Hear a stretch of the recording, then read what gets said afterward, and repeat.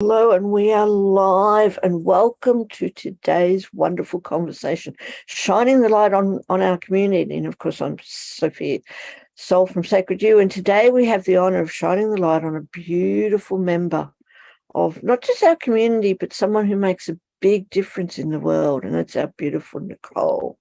Always thank you for joining us, Nicole. I said Thanks for having me. I'm really excited to chat with you because we're chatting about a topic that is very dear to my heart, and that's all about knowing yourself. Right? Knowing yourself is the key to fulfillment, which I totally agree with you. So I'm really excited to chat to you all about it. But before we do that, let me introduce you to all our wonderful listeners. So, Nicole, you are an intuitive life purpose coach who helps busy women overcome what holds them back, trust their intuition, and fulfill their true soul purpose by finding the courage and confidence to pursue what really lights them up. So Nicole overcame her own fears and mindset blocks to turn 4 of your small childhood dreams into profitable businesses in New York City. Oh my God, really? I want to hear about that. Where you still live your passion to this day. And since 2005, you transformed thousands of lives from the homeless on the streets to societies on Fifth Avenue. Wow. By helping them to release their trauma. Wow. I just want to take a moment, first of all, just a moment, just to really honor you and let that really sink in, being able to help thousands of people. You know, one of our missions in Sacred You is to touch lives everywhere, and you've certainly been able to do that. So, Nicole, I said, welcome to our conversation. I'd love to hear your journey about you from you. Tell us, how did you get to where you are now? hmm well, I'd say that it started with following my intuition. And also, thank you for that nice intro. And I think oftentimes we don't stop and think about all that we have done when we're thinking about where we want to be. So thank you for giving me that moment to think about that. Because it has been a journey, and it started with just a little feeling that I wanted to do with dance and that theater was important to me. And I always say that, I had the example of people around me that maybe didn't do with their lives what they wanted. And I saw the fallout of that, of not feeling fulfilled. And I even think like it can lead to disease and to depression and to a lot of things when we don't really feel what our soul's telling us to do. So I was just kind of hell bent on holding on to the one thing that I knew I loved, and that was dance and choreographing and putting on shows. And of course, it seems like a pipe dream sometimes, when you have something that seems so ethereal to you, or like, do people really make money with that? I decided I'm just going to go for it and see what happens. Like, I'm young enough. I have my whole future in front of me, and it was scary at times, and there were times I doubted it, and there were times the fear kicked in, and there were times people were telling me you should do something that makes more sense. And I just kept listening to myself and a little voice, which was my intuition, which I think is your soul, which just kept telling me to keep going.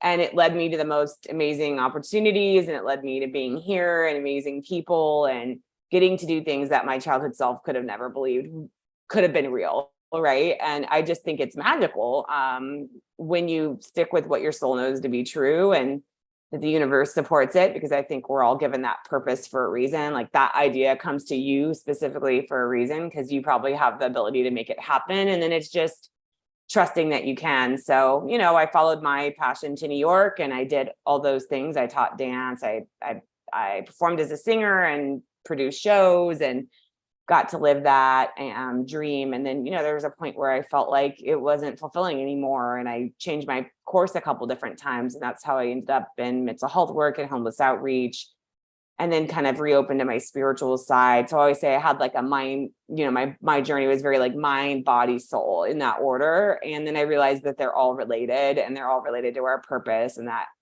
the purpose is important, and sometimes we have to work on those mindset blocks in order to live that purpose, or we have to focus on how can I hear my intuition, or what is my body trying to tell me? And so I realized that every twist and turn in my journey kind of led me to coming back here and now pursuing it again. I'm kind of picking my purpose back up in a couple different ways. One, by helping other people find theirs, and two, by I'm still, producing and performing and doing all those things I used to love as a kid, which to me is success. If you can do the things that you always loved and you can make some money at them and you can have some happiness and fulfillment, that's what I always wanted.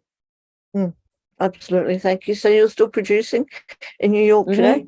In New York City? Wonderful. And in fact, when I picked up the coaching, I realized I was like, well, I'll put that aside and then I'll do something that makes sense and, income and all of that. And then I realized I'm telling other people to pursue their purpose. And I kind of put mine on a shelf, right? Like, this is part of my purpose. We might have more than one, right?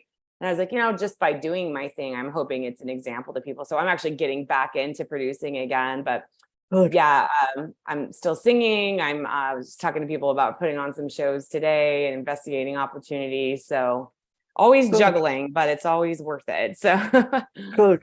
Well, if I'm ever back in New York, I will certainly look you up and come and see some of your shows. Please do. One of your shows. All right. Now, can I ask you, because we're talking about knowing ourselves and living a fulfilling life and things. Like I said, it's a topic that touches my heart dearly because I believe it's the foundation of life.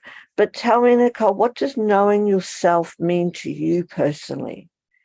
And how does it relate to being fulfilled in life? Well, I think that a lot of times we do stuff on default, right? Like we get funneled into certain things by what we're taught growing up or who we're taught to be or what school kind of conformed us into, or we're living in survival mode, right? I talked to a friend for like 4 hours yesterday because she's now unlearning, she's a social worker, unlearning years of survival mode. And what we talked about is sometimes you're just making the next best choice in that moment of trying to survive and not a conscious choice of like, I'm choosing to do this because I want to. And when you can catch ourselves in the moment where you're like, this isn't feeding my soul and I need to make a different choice, I think that's how you start to know yourself. You're like, myself is telling me something different than what's going on here. Or, I just really want to do this thing. And maybe it makes no sense, but that's what I want. And just owning that is so hard for people because I think we're taught to fit in a box that not everybody fits in. Like, for example, I have a client that's very artistic. And anytime she's ever been in like I felt, in a 9-to-5 job, very stifled, and she felt trapped and she had a visceral body reaction to being there. But we're just kind of taught, well, you just keep going anyway, like you're not supposed to like your life, like I think that's the undercurrent of especially American culture. It's like, no, you do the thing that makes sense and you make money. And, I think people are starting to unlearn that. I think COVID was a big awakening and we're starting to realize like, our time here is limited and how we want to spend it is important. And I think we're starting to be more intentional as a culture about like, well, I want to actually enjoy whatever it is I'm doing and I want to enjoy my life. And I don't want to just feel like I'm hustling all the time towards a direction that isn't meaningful to me, and even if it is, how do I balance that hustle with taking care of myself and feeding myself in other ways, like just having downtime or just being with friends, so it means a lot of things to me, but to me, it means I'm living life the way I want to. I'm being the truth of who I am. I'm using my own skills and talents in what I do, and I'm appreciated for it. And I'm feeling, reciprocal energy, both with coaching and performing. It's an energy exchange to me, right? So it's like if I'm giving my best, and they're also giving me just as much as what I'm giving them.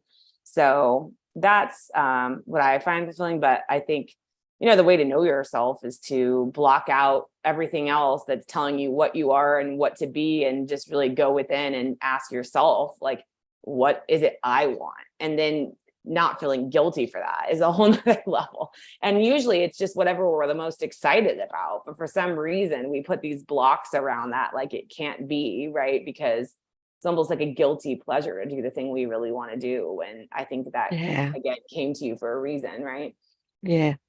Absolutely, and I hear you. Sometimes it's we have to overcome the guilt of when we actually want to, when we want to do something that we want to do, and things like that, and we start to feel guilty about it because we're not doing what someone else wants to do or whatever it may be. We're not putting our time on other people. Instead, we're putting time on ourselves. But Mm-hmm. how do you have any steps that you maybe tried yourself too, or that you help others with? Is there any tips or techniques or actual steps that people can go through to actually really get to know ourselves?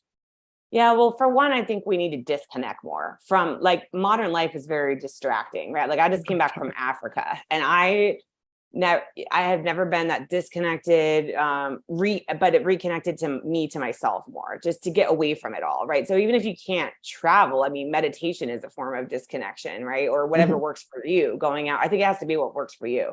Going out in nature, for me, getting into my body helps me to disconnect from my mind enough to just let those moments of intuition come in. Maybe because I was a dancer, so like Mhm. yin yoga works for me because I can focus on relaxing and letting go. And that's when I let go of my mind, those insights come in.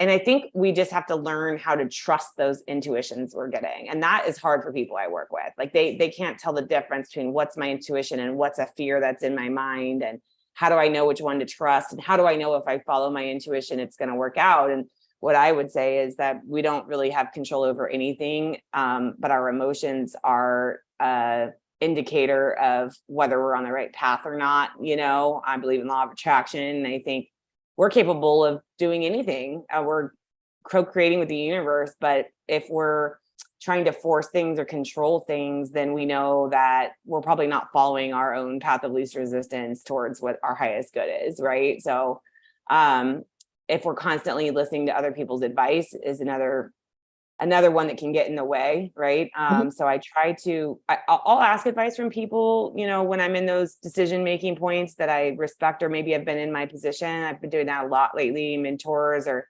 people I Mhm. admire. But then I always go back and check it against my own intuition. Like, what's my own intuition telling me? And I get curious about things. Like, if I'm feeling resistance to something, I ask myself, like, is this because I'm a perfectionist and I'm holding myself back because I'm feeling like it's not perfect enough, or is it fear that I need to get over? Because that tells me I just need to do some work to get over that, or is it like it's not aligned to me and my body is telling me no because this is not the path for me? And to be able to discern those differences is, I think, where our power comes from.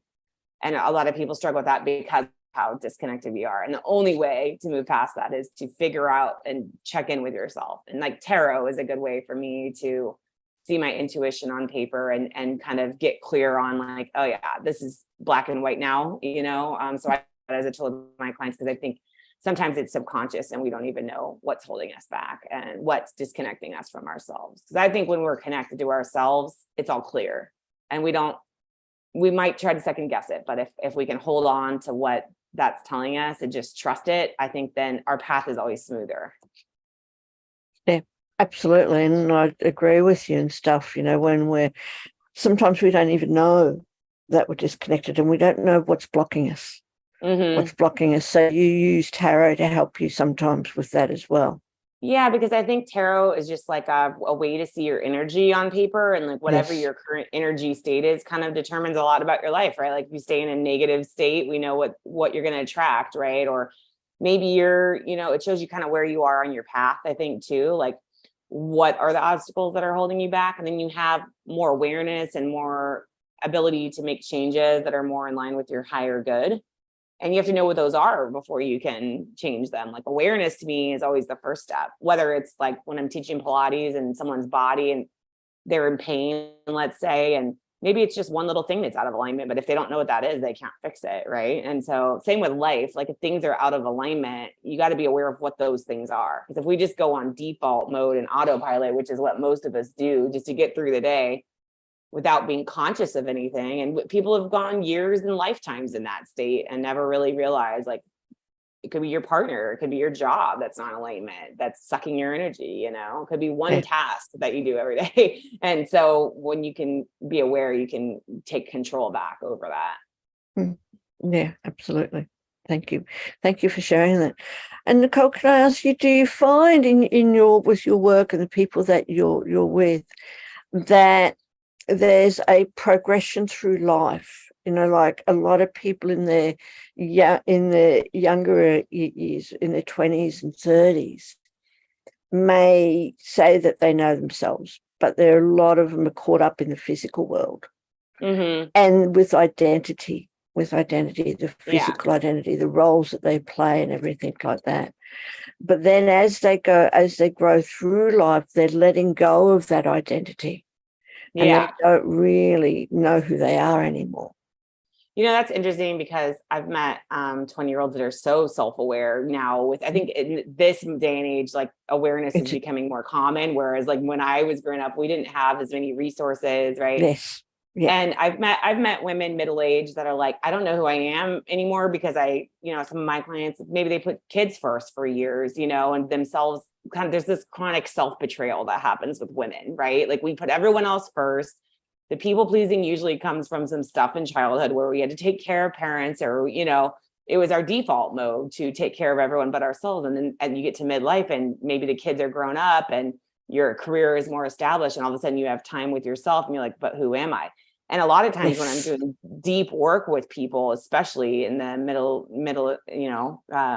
life stage, once they start doing the deep inner work and we unravel the old you that's not really you, I've had a couple say to me recently, like, I don't know who I am now. And I'm like, I think that's a beautiful place to be because now you get to create who you are. And it's not going to be based on what you aren't. It's going to be based on who you really are from here out. So sometimes that transition period, though, it's a little scary because we feel lost. We feel like a void kind of feeling. And I actually think that's the beginning of the new you, right? So that can be a time to access support and help because someone to help you through that time that feels really lonely and kind of scary is, and I've had it at times when I was like, oh, I know I'm trying to reach the next level, but I'm holding myself back, and I'll reach back out to my coach or therapist to be like, I know I'm holding myself back. Tell me what it is that I'm doing, because I can't see it from my own limited perspective. No, we can't. Right? Yeah. So, yeah. And I think at any point we can change, who we are and what our focus is and who we want to become, to be more aligned with ourselves. And if I love the people that are willing to look at themselves and they're willing to face those, shadow selves sort of head on and be like, maybe I don't really want to see it, but I need to in order to decide that's not who I want to be anymore, So I love it. I love it when people make those kind of changes. And with clients, I've seen it even in the form of like, just sticking up for themselves at work and like not giving so much of themselves away or telling their partner, no, this is really important to me and I'm not going to give up on it, and not keep giving their true self away because that never feels good, I think we do that, We tend to do that quite a lot. Absolutely. We give our true selves away, especially around other people and around, significant others. And I love it how you say it's actually a good thing when people get to a point when I don't know who I am anymore because they've let go of all their past labels, identities and stuff, and can rebuild. Like an onion. Yes. They describe like an onion with layers coming off, or like a snake shedding its old skin, but we're supposed to grow and evolve and change, in tarot, that's the death card, which is about transformation and leaving the ego self behind. Like maybe the self you created to survive or the self that you created because that was safe to be seen as that, or maybe it kept you alive till now, but maybe now is like the chance to thrive instead of survive kind of thing, is where I help people transition. And I'm constantly reinventing I think I don't know how many of those reinventions I've gone through, but I say I've like changed my life more times than Madonna, different focuses and, but I'd rather do that than be stuck somewhere I don't think I belong, and I've always gotten closer to feeling more joy and more contentment every time I made that change. So yeah. Absolutely. So thank you for sharing that. Can I ask you, Nicole, a little bit about your life too and your journey of, finding yourself and experience fulfillment? Has there been anyone in your life or in the world that has really, like inspired you? So many people. The first person that came to mind when you said that was my high school dance teacher. My mom moved across town right before I started high school. So I was lucky enough to go to the only high school in the area that had a built-in dance program. And I had been out of dance for years, always wanted to get back in, and now it was free. But this woman really name was Susan Chamber, and she took me under her wing and she saw my passion for it. And she just really gave me the opportunity to grow the passion, and literally gave me opportunities, like jobs that she was getting for choreography. She would give them to me so that I could practice, and believed in me and pushed me to go to school for it. And I always think about how my life would have been different if my mom hadn't moved and I hadn't been in that class. And she, in a way, I was getting the structure in the dance classes that I didn't have at home.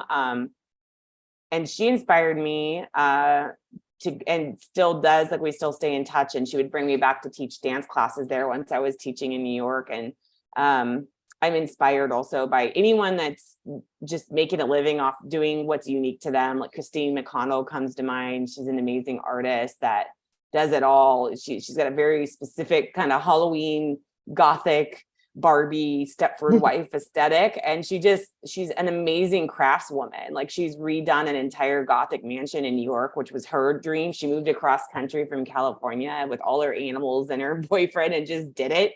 And she does it from scratch and literally paints her own wallpaper, makes her own clothing, bakes. So like, this woman does it all, like Martha Stewart. And she's making, like 40 grand a month, charging $3 a person for her Patreon site, just putting up her YouTube videos of what she would do anyway.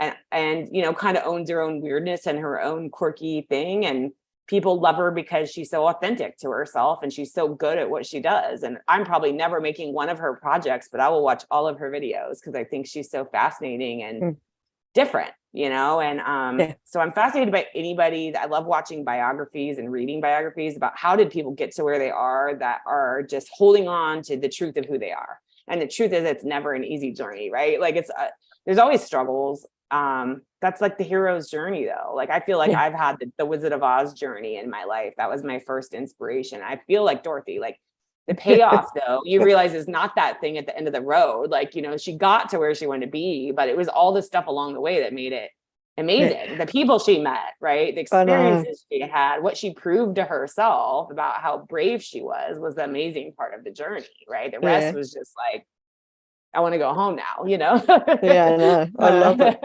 I love it. Thank you. Thank you for that. And I'll have to get the names of those people again. I'll watch it and check them out and stuff like that. It's good. So thank you for sharing that. And if you could go back and, give some advice to your 18-year-old self, just what's, one piece of advice about living in today's world in a fulfilling way and knowing yourself, what advice would that be? A psychic told me once, she's like, you're going to get pulled in a lot of different directions. And because I have so many interests, and I would say now that I have so many talents, which I didn't believe probably when I was 18, but I would tell myself that you are going to get pulled in a lot of directions. And she said, but go with your heart. The tricky part is, right, when your heart is saying multiple things, or maybe that one thing's bigger than the others, but it's scarier, less certain.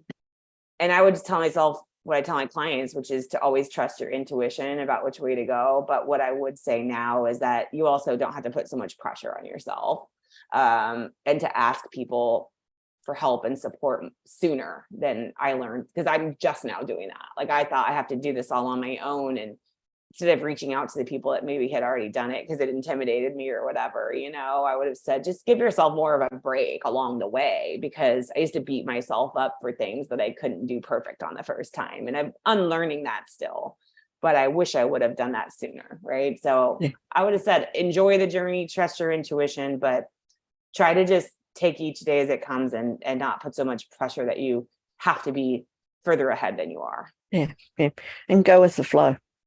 Go with the flow type of thing. And that, honestly, the flow, and I'm actually reevaluating everything this week about, maybe I want to do things a different way. And where is the momentum naturally? Why fight it? Like, if the momentum's going this way, let's go with, and that feels good to you, let's go with that current that just carries you instead of fighting against a brick wall over here. Maybe that's a brick wall for a reason, so that you go this easier way, and to listen and trust that flow, which we're not taught to do, really, right?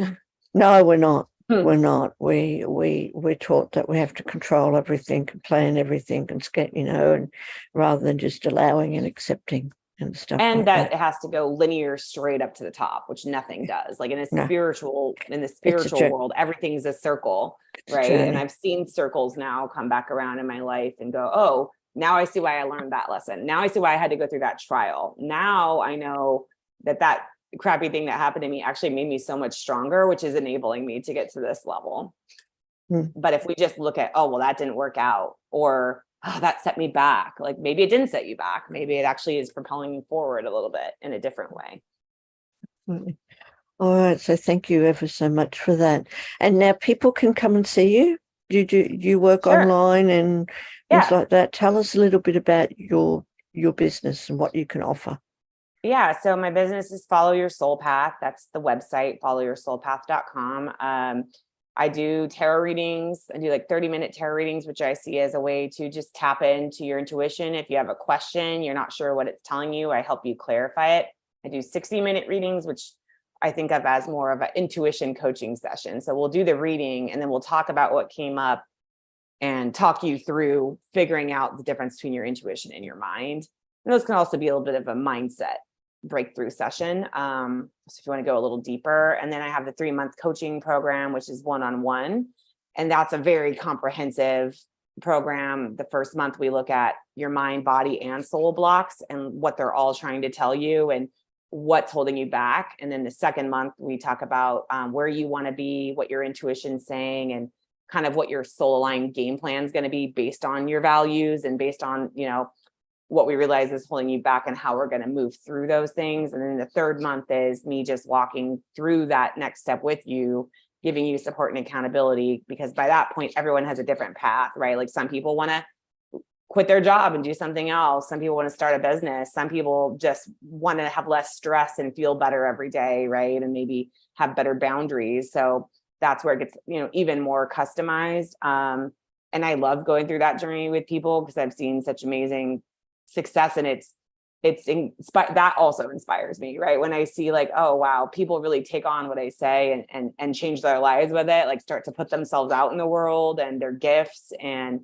or just like I say like own their inner badass, like they're just unapologetic about who they are, and they don't take on as much anymore that isn't aligned to them. That means something to me, so yeah, they can book a free call for that if they're interested, and just ask me anything about it. And I call it a get unstuck strategy call, because I'm happy to talk to them about maybe one thing they're struggling with and how I would approach it and see if it's a good fit for them without any pressure. And then I have the free Facebook group that everyone's welcome to join. I do 3 weekly readings every Wednesday at 11. That's just a way for me to just kind of makes me feel connected and keeps my momentum going. But it's also just a really positive spiritual community. And if I have an inspiration for something, I'll post it, and journal, like I did a journal prompt today for new moon, things to think of to declutter your life and simplify. And I love seeing how people do the work, so.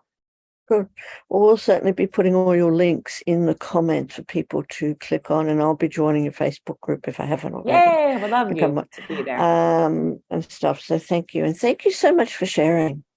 Really, for coming out and spending some time with us. And I'd love to continue to talk to you. But before we wrap up, before we go, can I just ask you one last question, Nicole? And is there any other question that I could have asked? Yeah. And how would have you answered that? Is there any other question you could have asked? Yes. Maybe like the biggest barriers to people following their soul path is the only thing I could think of. Which I would say always, what I'm learning is it always has a root cause, and it's not reality. The root cause is usually some kind of trauma we experienced as a kid, or some need that didn't get met, or some fear that got instilled in us along the way, or very human things like self-doubt and anxiety and fear of the unknown. And if you can get to the root of what that is, you can take control of your life. That would be the biggest thing. And we actually, I believe, have way more control over our fate than we think we do. And that we can do any of those things we want if we can get past that root cause thing that's holding us back.